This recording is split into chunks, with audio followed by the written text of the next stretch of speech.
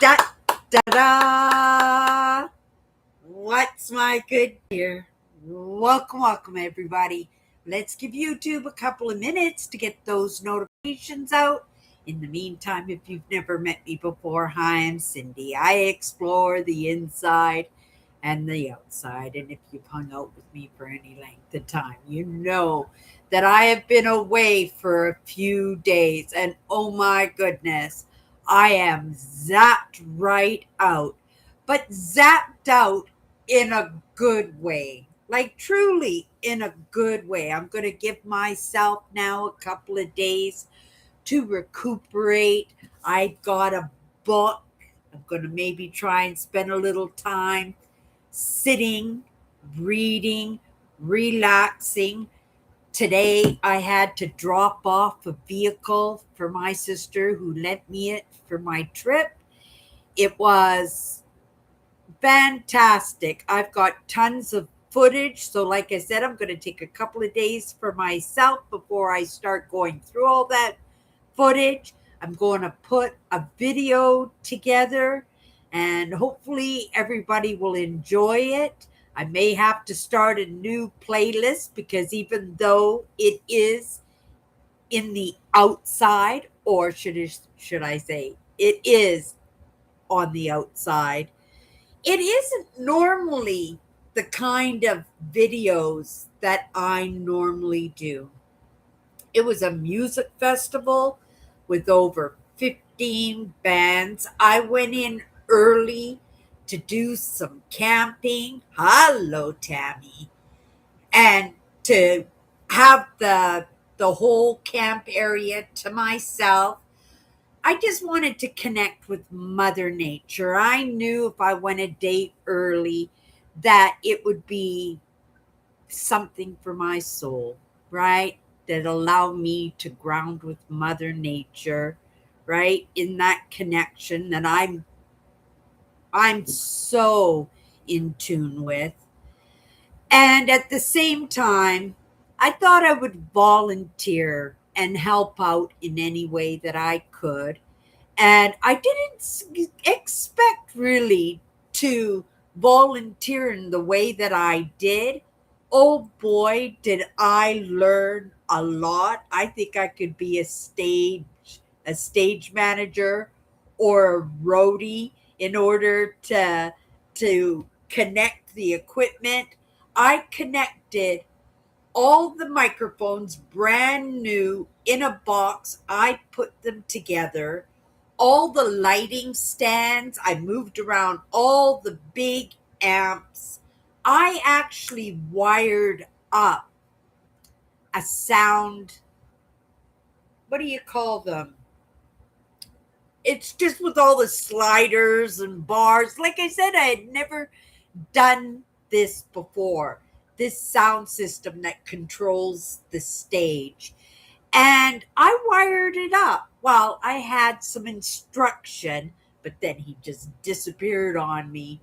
When he came back a half an hour later, I was already sitting in my camp chair, taking a little bit of a break. He inspected it. It blew his brain right off his head in what I did. In actuality, I was totally amazed with myself too. I have no idea, right? Sometimes it's just in that common sense. I'm not big on puzzles and all those microphone stands and amps, and I don't know anything about any of that wiring, but it just seemed like second nature to me. That was only one aspect of this festival that I contributed to, but I will edit that video. I'll talk a little bit more about it during the course of the week, just a little bit. But I promised that, in the beginning of my life, I was going to get right into the powerful word. And it became quite clear to me why I should get right into that powerful word immediately. It's because so much of that space in between my two ears, or sorry, two ears. Okay, two ears. I was going to say two eyes, but two ears work too. I really contemplate a lot. I spend a lot of time thinking, oh, what's the topic I'm going to talk about tonight? Never really come up with an idea. It's usually kind of blank until I come into the live, and then I'm inspired and I go into that flow and something comes of it. But I haven't been able to break that habit of, right, spending that time before I come in finding a topic of conversation. It's never failed me. I've always been able to come in and have a conversation. But because that powerful word is part of that thumbnail, I want it to be distributed out there for people who could use that little bit of insight, right? And so it's supposed to keep me on track because I suspect that I am spending too much time in worrying about what the conversation is going to be. And if I don't know what the powerful word is going to be, and I just have to go with whatever that powerful word is that I pull up, there is nothing for me to study or research, and I shouldn't be researching. I should know this stuff all already, right? But like I said, it doesn't stop me, and because it keeps me in line, and plus being exhausted today, I walked all the way home. I probably did 8 kilometers because even though I spent a lot of time out at the festival, a lot of that was staying in one place, whether it was helping to serve people. It was a pig roast, helping to serve people, helping people clean up. I wasn't really connecting to the outdoors as much as I could because there were hundreds and hundreds and hundreds of people there. And I had so many conversations. But like I said, we'll talk a little bit more during the course of the week. For the moment, we're going to get right into that powerful word. Hello, Tammy. Welcome back, Cindy, Prairie Dodgers. So happy to see you again. All right, Cindy, look at you, Cindy. Sound system and everything else. Awesome job there. What an awesome, great experience you had. It was a great experience, but it was a very draining. I'm not saying that in a complaining way, but it is in that recognition sometimes of capacity that we don't recognize until we put it all out there. And there's that moment to crash. And I wanted to crash. I tell you, I didn't get home till 8 o'clock last night because I wanted to clean and vacuum out my sister's car. Then I wanted to get all those dishes that we used over the past few days, wanted to get all those scrubbed at the very least, right?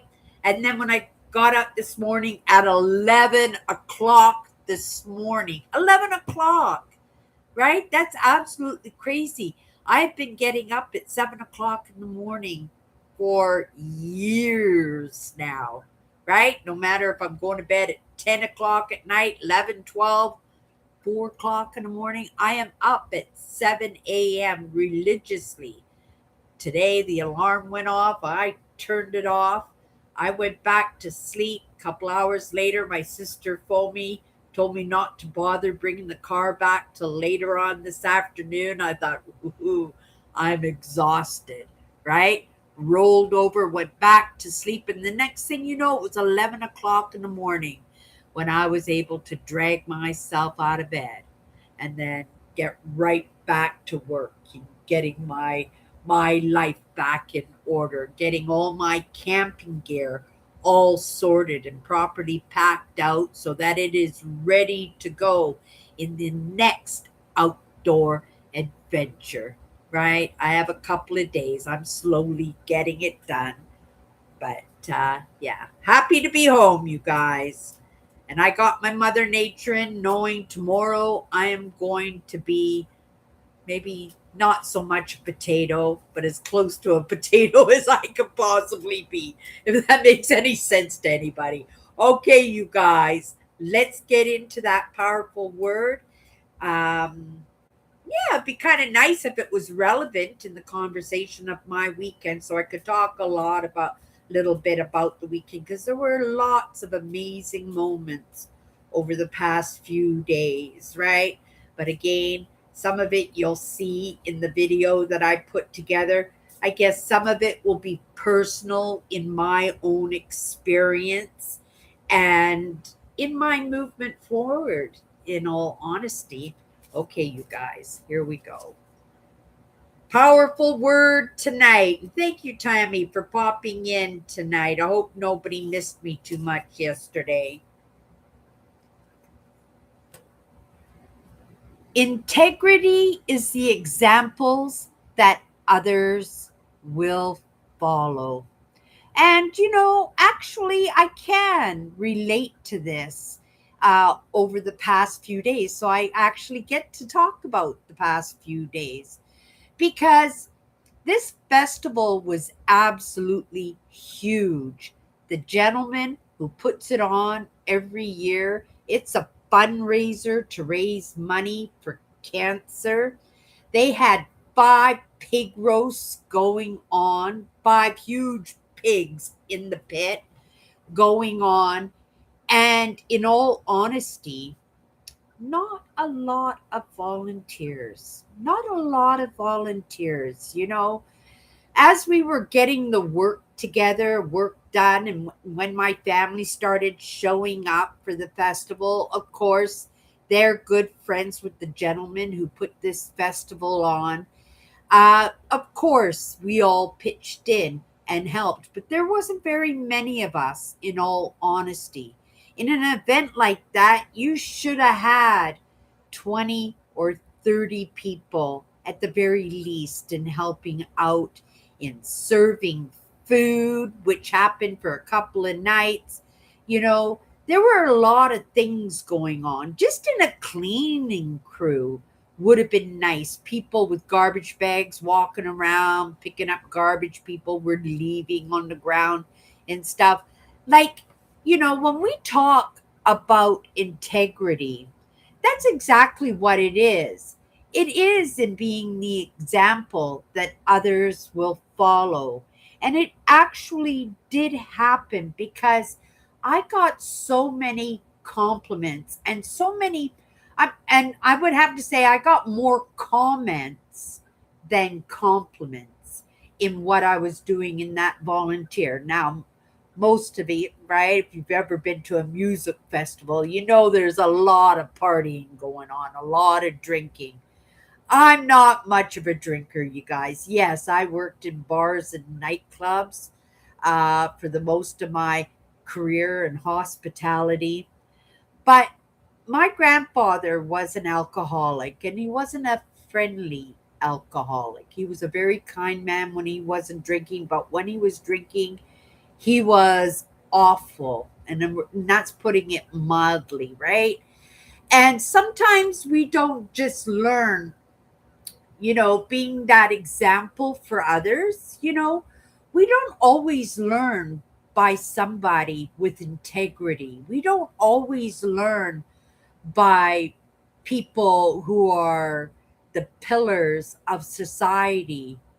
Quite often we do live and learn by the examples of others out there.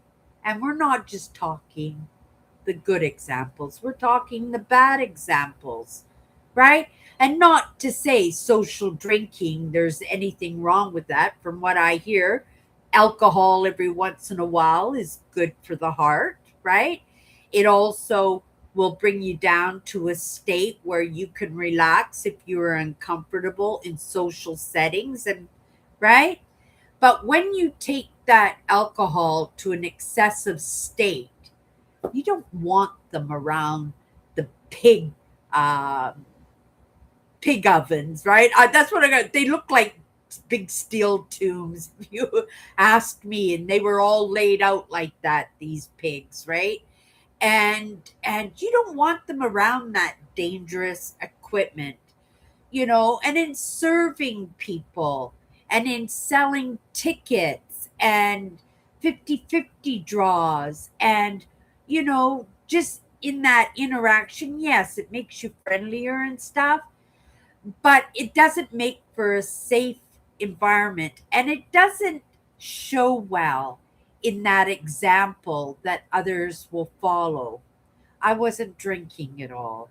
People noticed everything that I was doing, and I wasn't doing it to be noticed. I certainly wasn't.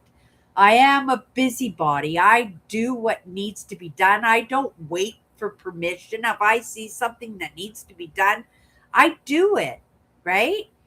And because I wasn't drinking, and because I could see, being sober, I could see that this poor gentleman who's trying to have a good time himself, right? He is the boss of this party, and it was a huge one. Like I tell you, there was at least 50 RVs too out in his farm fields. Like it was huge, huge, right? 15 bands. And, yes, he would try his best if you told him, well, I need this and I need this, but everybody is trying to take a piece off of him. And there was nobody else to ask for guidance in this. In the beginning, in the morning, there was the guys who came in to help set up the stage and pull and put together equipment and stuff, and to instruct me in how to do it, right? And I ended up doing so much, I just blew minds away. I actually looked and felt like I was truly a stagehand, a roadie, right? And but because I was sober, I was able to do this, take care of the garbage, make sure there was toilet paper for the outhouses, serve food, help with the roast, put the potatoes on top of them and the corn, make sure everything's properly covered because potatoes needed a little bit more time, taking care of questions and directions from people who had inquiries. And I just took that upon myself. And when I did that, right, that's the integrity. And it's not tooting my own horn, not in the very least, you guys. Please don't take it that way, right? Because if when I'm tooting my own horn, I do one of these. And it wasn't that at all. It was, well, one of these gentlemen that I do follow, Evan Carmichael, right? He has this saying that his mom taught him. You have the capability, you have the responsibility. And I take that to heart, right? I take that to heart. And I had the capability because I had no plans of drinking alcohol or anything, right? I wasn't going to be like crazy town or anything. I was having a good time, right? I wasn't denying myself. I had amazing time, amazing conversation, met lots of amazing people, shined and practiced my craft and was appreciated for that. And I appreciated having the opportunity to do that because that was the whole idea. I was connecting with Mother Nature, but once that festival started, I was connecting with people. Oh my goodness, right? It was an event for sure. And because I was out there and I was visible, that it actually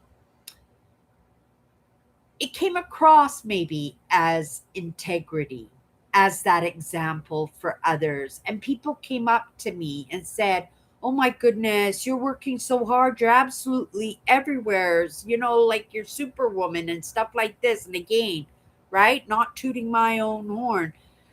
But in that conversations that I was having, and there were lots of them, they say, what can I do? How can I help?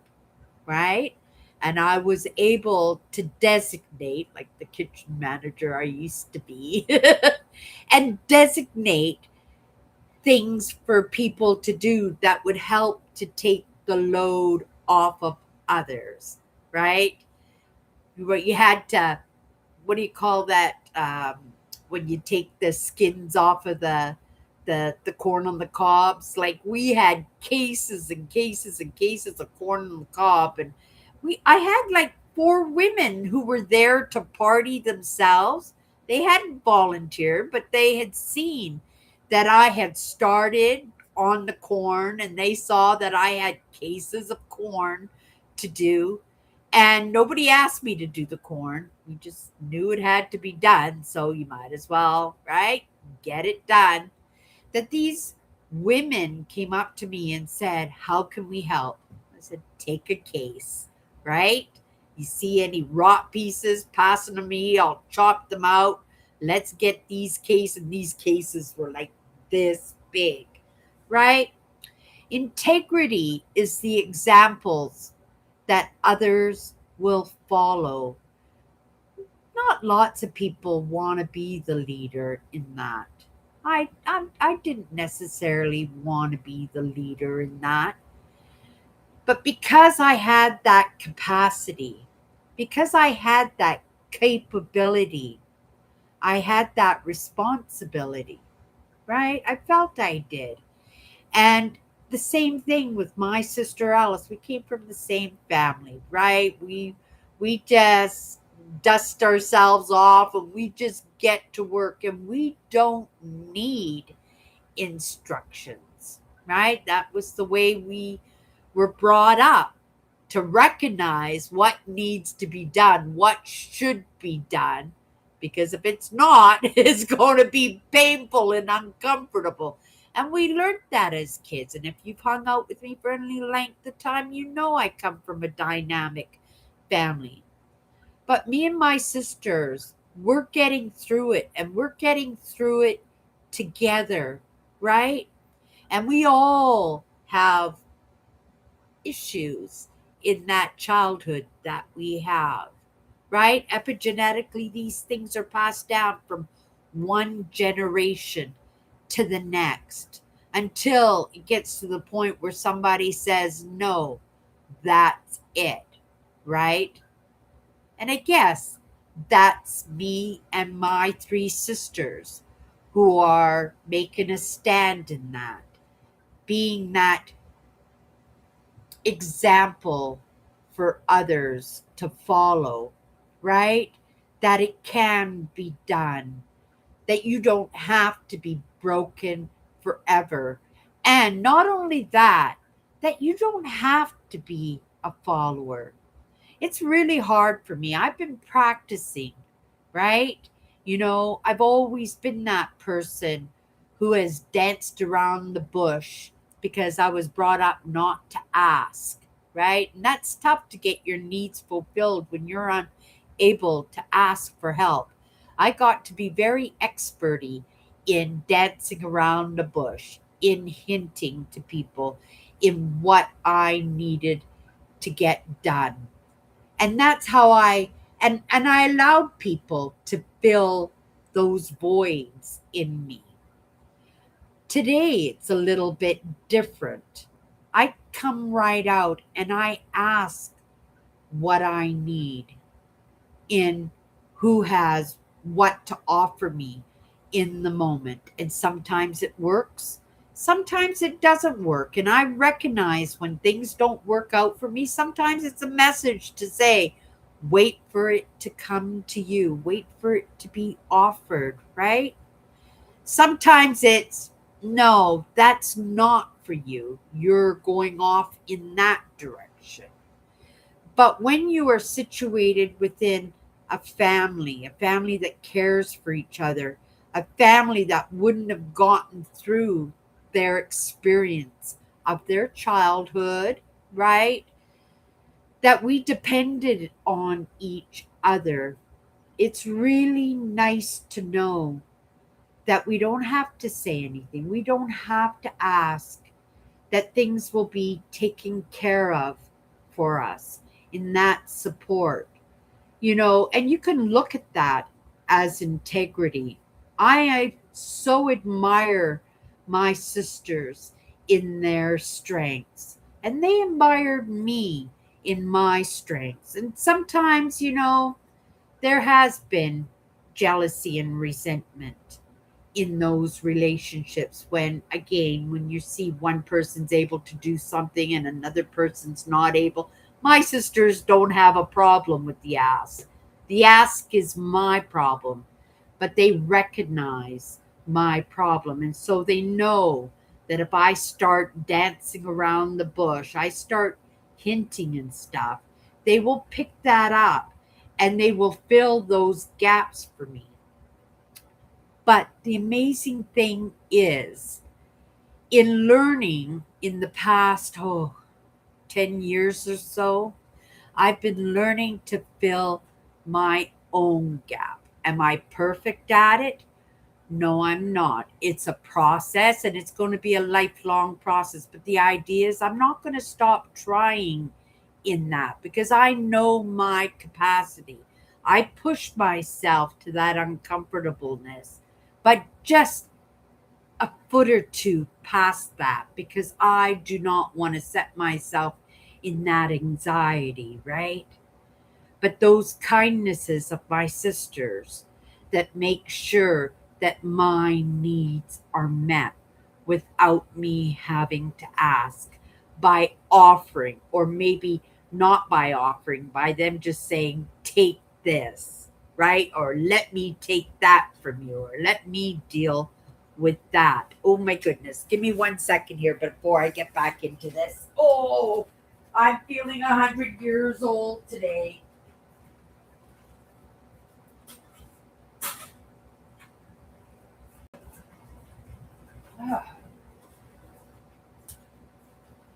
Oh. I'm moving slow today. I have my breakfast potatoes boiling, so I had to take them off the stove. Did I turn the stove off? Yes, I did. Okay, let's get back to this word. Integrity is the example that others will follow, right? Not everybody is a leader. Not everybody comes from a dynamic family.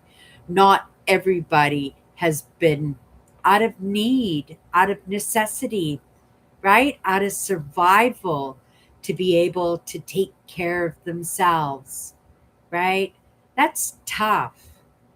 And lots of times we feel bad. We feel that we should be the boss. We got this because we're taught to have that control, to be the leader. But if you have that capability, you have that responsibility. And I have to say, I take pride in that, right? I do take pride. I wish I didn't have it, right? Life would be a lot less chaotic, lot less work. And who wants to be the leader? Being the leader is a big responsibility. I could have sat in my camp chair all weekend like a potato with my bottled water and enjoyed the music. But I enjoyed myself anyway. I did. I didn't miss out on anything. And because I was so out there, I was so present and visible to everybody that people came to me and we had beautiful conversations. I couldn't believe how many ex military were at that festival and how many deep conversations because, well, I was married to the military and you guys know I work in trauma. So, long, impactful trauma that just messes us up when we are adults, right? And I was able to have casual, open conversations with so many people, people that wouldn't be having these conversations with anybody else. But because I led the conversations in catching little tidbits, right? It's just finding the commonality, right? Finding the commonality and leading in with that and opening the conversation with that. that people open up. Not everybody wants to be a leader, and that's the truth, right? And there's nothing wrong with being a follower and to be led, right? Just like I was led in being a stagehand. I had no idea on music equipment or drums and the nuts and bolts of microphones and those cords that going back, soundboards, that was the word. I hooked together a massive, it was massive, massive, massive soundboard with hundreds and hundreds of buttons and sliders. And hooked that all up together for the first time I had done that.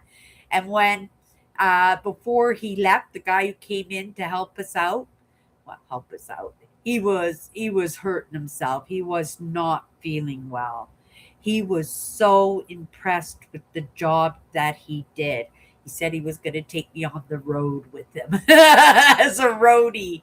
He was so impressed, and he made sure everybody knew what a great job that he had done. And he said he didn't have one complaint about any of the work that I had done. And that's the idea of being able to be a follower because he had the integrity. This gentleman was very, very sick. It's not my place to say the illnesses because we got in conversations, right? But he shouldn't have been there. But he knew he had the capability. So he took on that responsibility of making sure that that stage was ready for all the bands that were playing. And even though I have that leadership in me, I didn't know anything about stage work. So I became a student and a follower in his integrity because he came in even though he shouldn't have been there. He was that ill.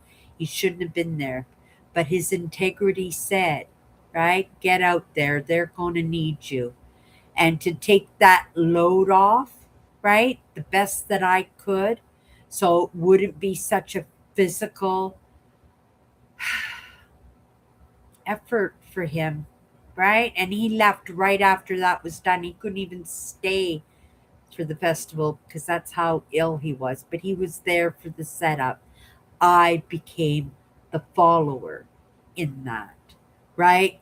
Each one of us has a gift, something that we are the expert in that, right? And in that, we can be the leaders in somebody else's gap. That's what being the example is. Not to necessarily do it for somebody, but help somebody to learn how to do it for themselves. Like I said, I wasn't planning on being a stagehand, but I learned lost and because my brother-in-law is a musician, right?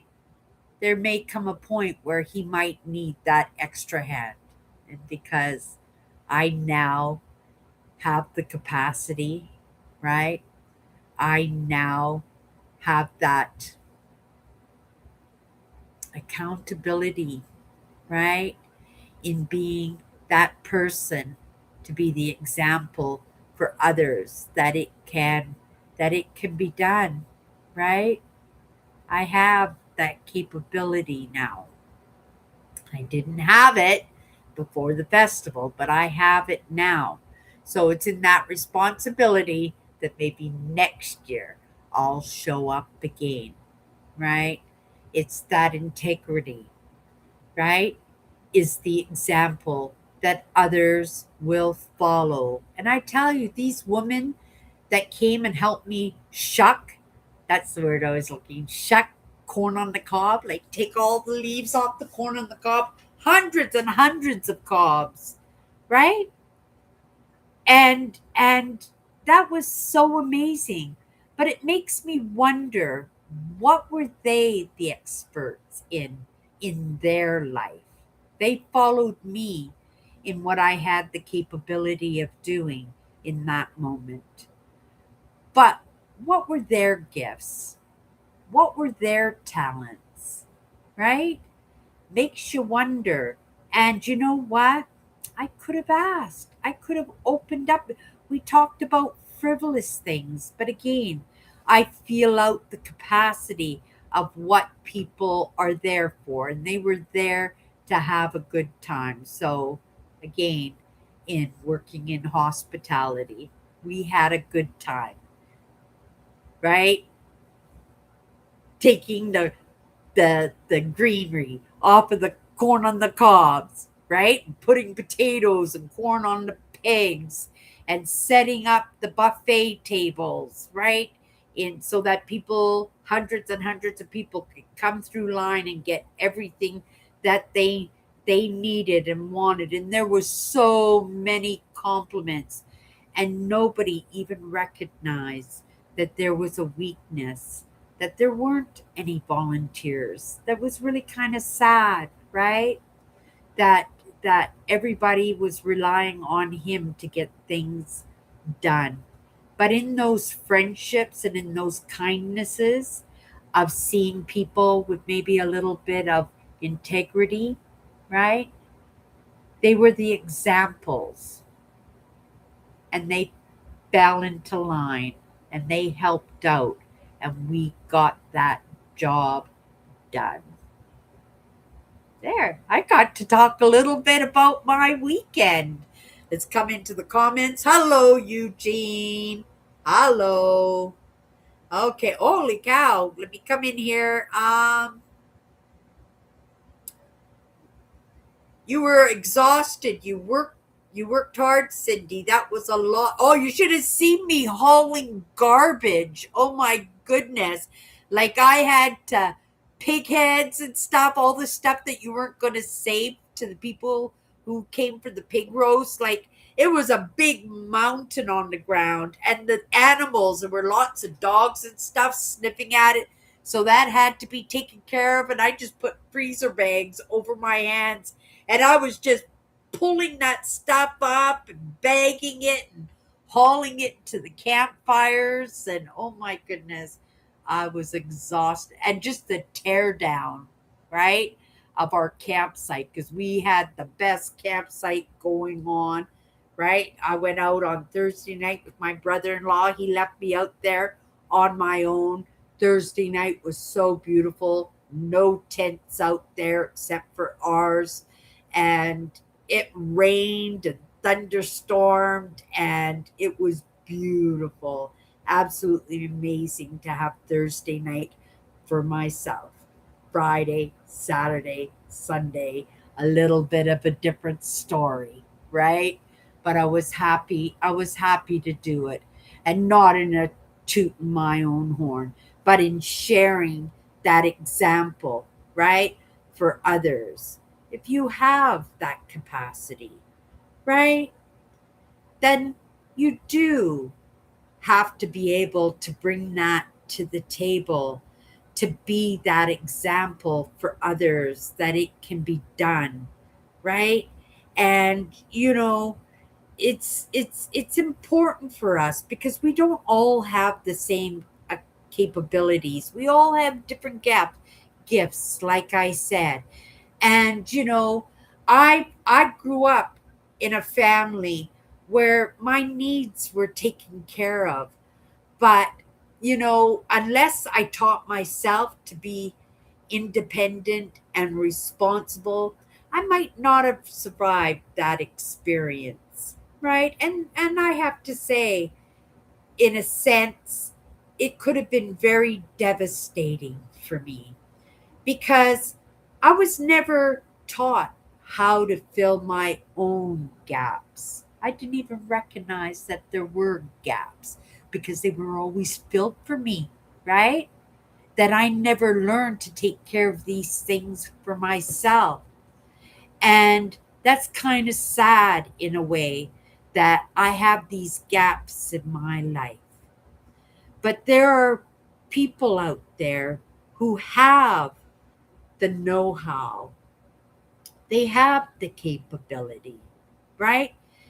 And they don't recognize that they have the responsibility. Oh, let somebody else take care of that. Not my problem, right? That is not integrity, right? Integrity is standing up, stepping up to the plate and saying, let me show you how to fill that gap. Let me show you, right? Integrity, right? If you have that capability, you have that responsibility, right? And we're all followers and spectators, right? We are students at times. Sometimes we're leaders in a moment, but not just to fill somebody's gap. We do that as an example. This is how you do it, right? So that the next time they can fill that gap themselves and they can be the example for somebody else. You guys hear me say it all the time. Being the example, being the evidence for somebody else that it can be done. That's how we're going to survive. That is evolution. It's just not, this is my gift. I'm not showing anybody. I'm hoarding this just for myself. I'm going to survive. No, we are a community. We want to make sure that that community is strong. And yes, we all contribute something different. But if we're paying attention, if we're a good spectator, a good student, and a good follower, we can learn that for ourselves and be that person that can be the example for somebody else. That's what I've got for you tonight, you guys. All right, Cindy, look at you, sound system and everything else. Awesome job there. What an awesome, great experience that you had. You were exhausted. You worked hard, Cindy. That was a lot of physical labor and work and volunteering there all those days. Yeah, it was lots of fun. I had a good time. I gave it everything I had and I took my piece. I really did. I think a lot of the conversations that I had, a lot of the experiences that I had, a lot of that being that example for others that I had wouldn't have happened unless I had taken that responsibility, right? Because I had that capability. I had that responsibility, right? I was one of a few people who weren't drinking that weekend. I could have drank, right? I probably I probably would have ended up with husband number two if I was if I was drinking this weekend because it just seemed everybody was close to my age and I had so many great conversations, met so many wonderful people, like truly wonderful people. Yeah, it was a good time. And I'll probably go back next year for the 19th annual GMAC Pig Roast Festival. Yeah, it was a good time. It was a good time. Um, Thank you so much, Eugene, for coming in tonight. That was really, you're always so sweet, you guys, that you come in here all the time. Much appreciated. Hello, Steph Van Dan. Step Van Dan. I like that. That's a cool name. I like that. Um this is a great channel to come to and listen to. Cindy brings great lives and chats and talks here on her channel, Prairie Dodgers. Aw. Cindy, you are a hoot. Love you. Aw. I love you guys too. It was a good time. You guys got the last of it today. I tell ya. last of it, I'm going to sit here and veg out online. I was just watching a documentary on the finding of the first settlers of America, the Ronokis, right? And how they found the place that they had settled, and so they're doing excavations there and everything. So it's pretty neat, right? They could have come back for them, and they didn't, right? Uh, Being left behind, and it's in our bloodline now, you guys, right? The first Americans to settle the United States. Their bloodlines are still here. We had no idea what happened to them. But in our persistence, right, we found out that nobody is forgotten in the end, that we found out the truth. I think that's pretty cool. But, anyways, I'm going to get back to my documentary. I'm going to drink my cup of coffee here that's probably just room temperature. Ah, good enough. You guys have a great night, and we'll see you tomorrow.